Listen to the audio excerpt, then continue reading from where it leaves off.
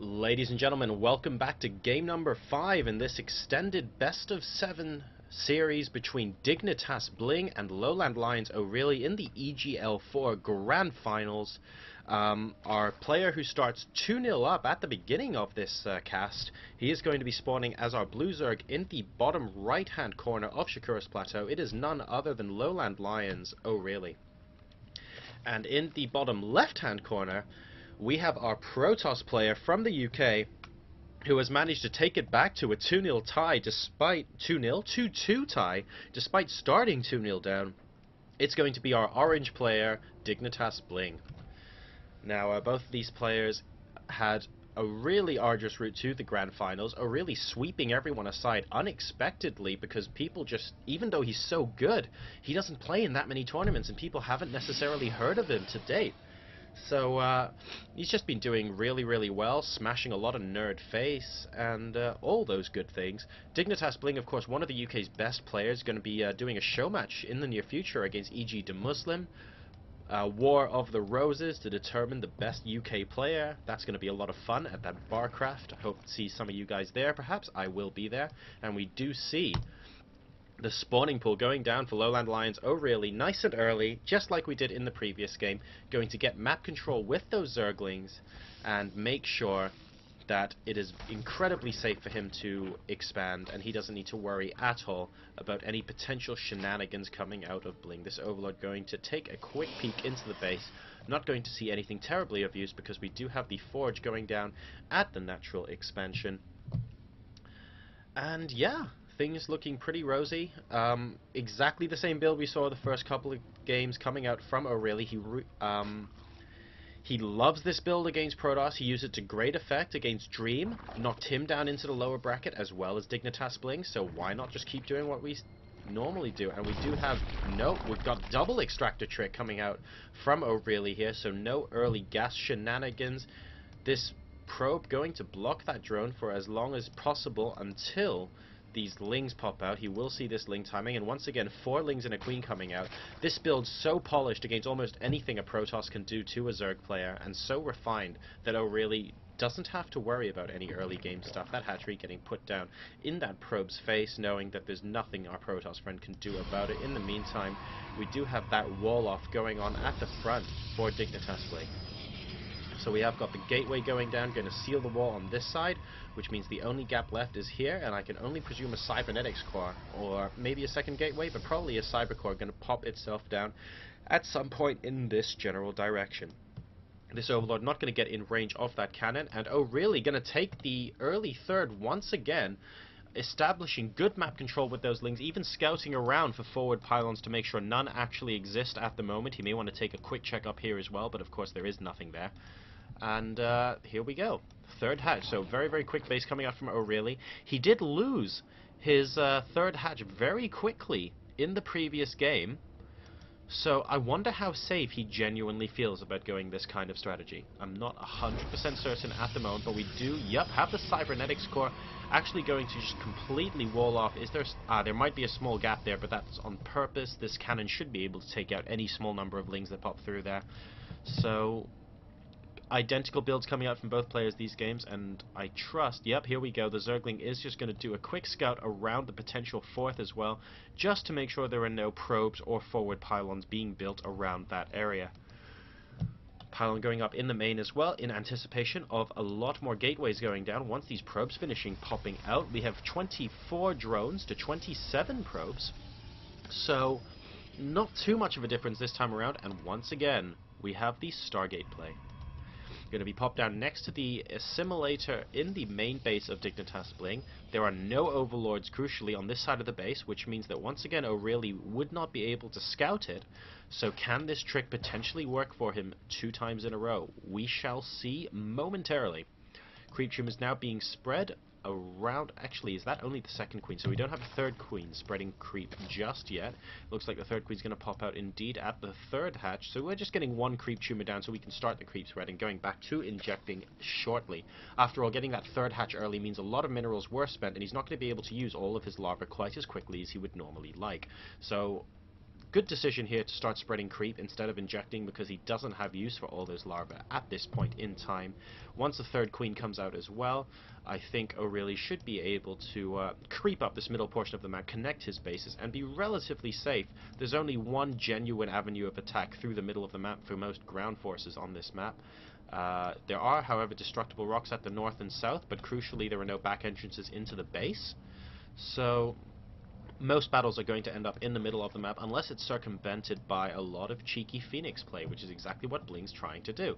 O'Reilly made a little bit of a hash of defending against it last time. He got a number of his drones killed and a couple of queens as well. So BlinG is saying, well, it's up to you to try and defend this build, and if it worked last game and I won, I might as well try this opener again this time round, which is a completely legitimate way to think. O'Reilly still just droning up, getting a lot of upgrades. We've got Metabolic Boost and Missile Attacks level 1 popping in for him as well. Another Queen, doing a little bit of creep spread, and we are going to grab that layer in the main base. Unfortunately, though, some Phoenixes are going to pop out here at some point soon. We do have the Evolution Chamber here. He needs to get a Spore Crawler up to avoid these Phoenixes, and it looks like the Overlord does see him now, so watch all the Spore Crawlers go up right this second. Bam! 1 in the main, 2 in the main. We've got some in the natural as well. Yep, at least 1 in the natural, possibly a second. Yep, there's the second one. So he's really afraid of this Phoenix play and wants to make sure he completely shuts it down. And here we go. Phoenix has arrived several seconds before the Spore Crawler is finished. It's going to be another 10 seconds, and it looks like this Queen is about to go down. Oh dear, 2 Queens in the main base about to go down, but 2 Spore Crawlers do almost simultaneously finish. And 2 Queens worth of damage is not bad, but he has invested a lot of money in these Phoenixes. We'll wait and see whether he can do any more. They are going to be meeting up with even more Phoenixes. He is completely relentless with this Phoenix play. And in the meantime, once again, we see him going up to... Oh, wait, hold on. 3 gates in the main, 1 in the natural. So it looks like it's only going to be 4 gate this time. We're not going for that 6 gate kind of play that we saw in the, I believe, first match of the Grand Finals, or Game 3 of the extended series. So we are going to pick off 1 probe and kill it, but at the expense of a lot of health of one of those Phoenixes, and he runs the risk of just losing 1 or 2 outright if he's not too careful in the near future. Even more Phoenixes popping out now, and he can see this because it's directly over the creep. That's a total of 9 Phoenixes, and that's really not a joke. This attack could be somewhat devastating for O'Reilly if he doesn't defend it adequately, but those Spore Crawlers are so well placed that all he can really do with these Phoenixes is establish map control. He's not able to get into the mineral lines proper. We do see Pathogen Glands as well, almost a carbon copy of the last game coming out now for O'Reilly, but we do have a Baneling Nest and a Macro Hatch coming out in the main too. So Spore Crawler let's take a quick look at the damage done. The total number of workers killed by BlinG is 4. And I'm not sure 4 is enough to justify this expense. He did also, don't forget, get 2 Queens as well. But he's going to have to do a little bit more damage to justify the amount of money that he has invested in here. We have got the self-kill on the gateway, the mass tickle going on from the sentry. He's going to be able to take that gateway out momentarily.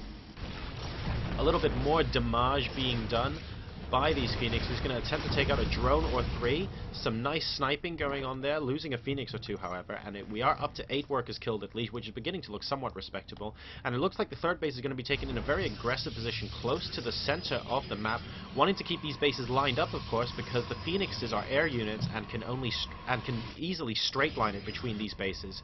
So it's a little bit easier of a defense than taking the third at the normal location here. This is the reason he's done that, because he's gone into heavy Stargate play, and he knows that's not going to be too much of an issue. However, this creep spread has been completely relentless from O'Reilly, and it's going to start knocking on the front door of BlinG's third soon if he's not being very careful about it. We've got a lot of Banelings coming in now. It looks like we're going for some sort of Ling Roach Baneling attack, and will this be effective against the Phoenixes? He needs a lot of Fungals to be able to catch them out, and I don't think he's going to be able to at the moment. Some Infested Terran's going to be defending the army against this attack as Overlord Speed, I think that was finishing up, watching it sort of zip around a bit. So now let's see. Are we going to get some sort of Overlord Highway? It looks like the third base has been forced to be cancelled because these Lings are going to run by, and the question is now whether these Phoenixes are able to help hold at the front. We do have a reasonable number of gateway units here, and I think that should be more than enough, but he's now oversaturated at his natural, and he wasn't counting on the third having to be cancelled.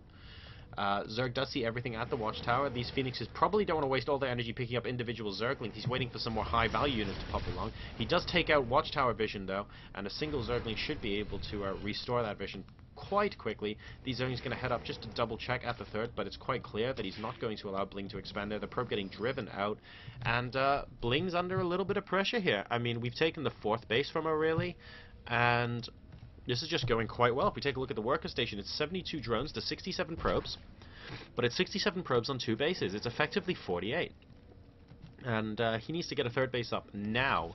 And these infestors are getting so much energy between them. This could potentially look horrible once this attack comes through. And the creep does actually get into the 3rd base now. The Lings promptly force cancels on both that pylon and the 3rd base. They're just going to calmly run back and just keep denying the expansions from BlinG.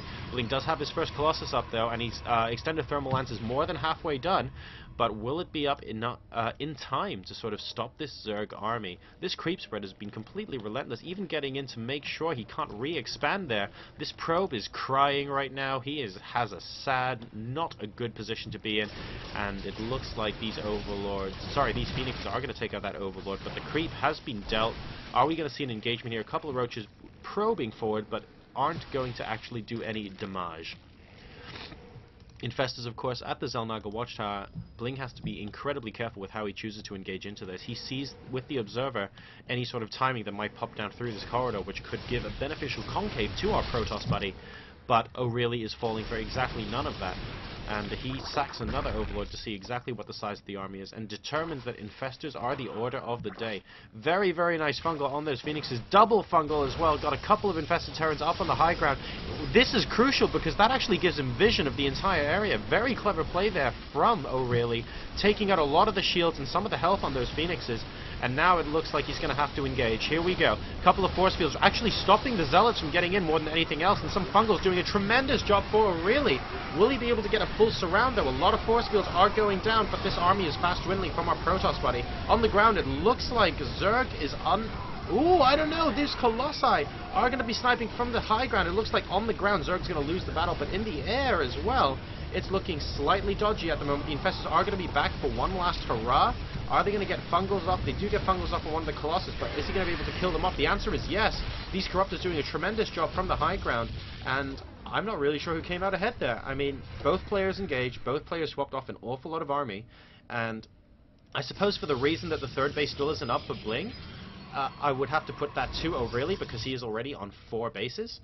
But as far as that army engagement went, I mean, both sides gave it their all and slugged it out, and neither person really definitely won.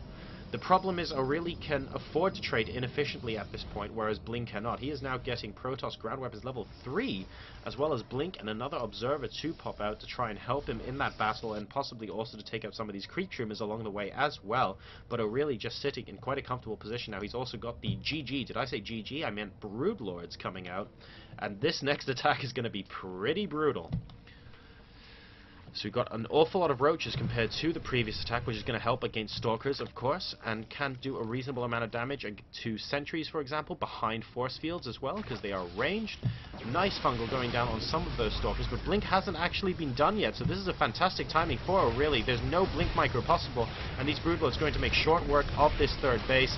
It looks like BlinG doesn't have too much of a defense here. This is a great concave because O'Reilly's managed to get down the bottom here, and I don't think BlinG can be engaged. And sick Fungal going off on the Stalkers. The entire army's going to go down. The Stalkers are going to be surrounded by the Lings over at this left location. He GG's out. Lowland Lions O'Reilly takes a 3-2 lead in this EGL4 Grand Final Best of 7, which means he only needs one more game to win. Stay tuned for the next one.